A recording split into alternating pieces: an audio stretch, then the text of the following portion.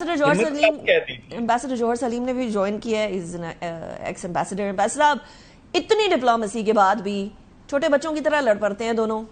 Israel को side पे भी रख दें, वो तो स्पॉइलर है ही है, वो तो अनगाइडेड मिसाइल है, वो तो किसी भी टाइम पर कुछ भी कर सकता है। लेकिन ईरान और यूएसए के आपस के अंडरस्टैंडिंग्स ऑफ सर्टेन पॉइंट्स, उसके अंदर भी कोई खला है, कोई खलिश है, कोई प्रॉब्लम है। वो जो टेक्निकल टीम्स बननी थी, उनकी बातचीत अभी आगे नहीं पहुंची होती है, इनका नया कोई इशू स्टार्ट हो जाता है। सो क्या 60 दिन तक सस्टेन कर पाएगी ये डिप्लोमेटिक एफर्ट्स? देखिए, मैं ही समझता हूं कि एक तो खैर मैं 12 अपने कमेंट्स में पहले भी कह चुका हूं कि ये जो है ना कोई बिल्कुल अनएक्सपेक्टेड नहीं है। मैं तो कहा था बहुत सारे चैलेंजेस आएंगे, अपना हुर्मस पे भी, लेबनान की सिचुएशन जो है, और भी मामलात हो सकते हैं। बल्कि जो क्रंच टाइम आएगा वो तब आएगा जब न्यूक्लियर इश्यूज डिस्कस होंगे। अभी तो ये समझें कि ये जो इश्यूज हैं ये अहम है बिल्कुल, लेकिन ये मेक और ब्रेक नहीं है। जो न्यूक्लियर इश्यूज होंगे वो तब मेक और ब्रेक होगा, तो वो इससे भी बहुत ज्यादा अहम होंगे।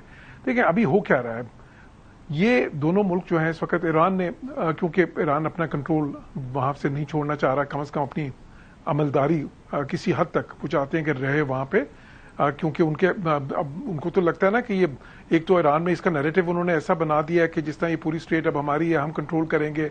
दूसरा ये है कि वहां पे एक इंटरेस्ट ये भी बन गया, उन्होंने तो एक अथॉरिटी बना दी है, पर्शियन गल्फ जो स्टेट अथॉरिटी के नाम से, जो कि रेगुलेट्स जिसने इसको करना है।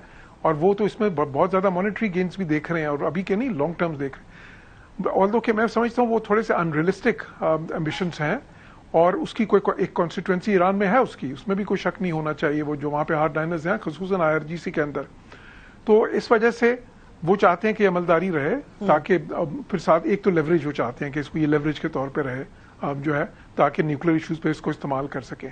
अब शुरू में ही जब उन्होंने देखा कि सारी जो शिपिंग है वो तो ओमान वाली साइड से गुजरना शुरू हो गई है और उनसे तो कोई पूछ ही नहीं रहा, तो फिर उन्होंने एक किस्म का ये जो है ना जो एक्शन किया, जो जाहिर है कि काफी ज्यादा वो एक खतरनाक एक्शन था।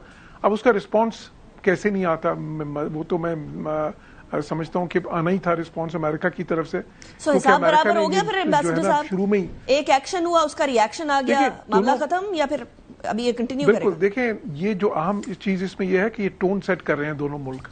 वो यही सेट कर रहे हैं, वो टर्म्स ऑफ, अगर उसको मैं तो उसे कहता हूँ टर्म्स ऑफ एंडेयरमेंट सेट कर रहे हैं कि देखें जी इस तरह ये चलेगा आगे। क्योंकि अगर वो शुरू से नहीं करेंगे तो फिर आगे जाके दोनों मुल्क समझते हैं कि उनके मफादात को नुकसान पहुंचेगा।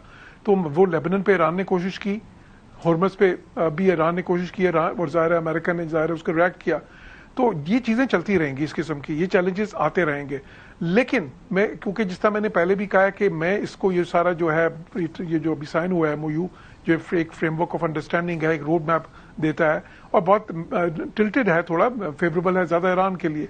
लेकिन वो फेवरेबल क्यों है? क्योंकि ये मैंने तो उसको नाम दिया है ना, बाय नाउ पे लेटर मॉडल है ये, कि ईरान को बहुत सारी चीजें जो उनसी 6-7 चीजें जो वो मांग रहे थे उनको सारी मिल गई हैं इसमें। मिसाल के तौर पे जी उनकी सैंक्शंस भी फिलहाल के लिए जो है ना खुल गई हैं सारी, वो जब तेल बेच सकते हैं, बाकी भी सारी पेट्रोकेमिकल्स की, और अगर वो ज़ाहिर अपनी एक्सपोर्ट्स कर सकते हैं तो ट्रेड सैंक्शंस भी लिफ्ट हो गई, ब्लॉकेट भी हट गया, वो जो है ना उनके एसेट्स भी अनफ्रीज होना शुरू हो गए।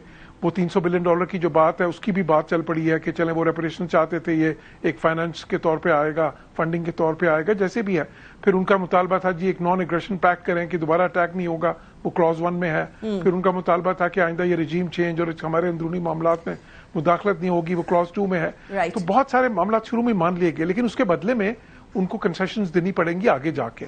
एक बड़ी कंसेशन तो उन्होंने चले दी है, अपना हुर्मस को जो खोला है, और उसको अमेरिका इंश्योर करेगा कि वो बिल्कुल अनअब्स्ट्रक्टेड खुला रहे और उस पर वो रेगुलेट ना करें।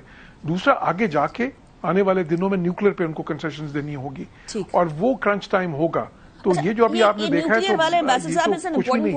तो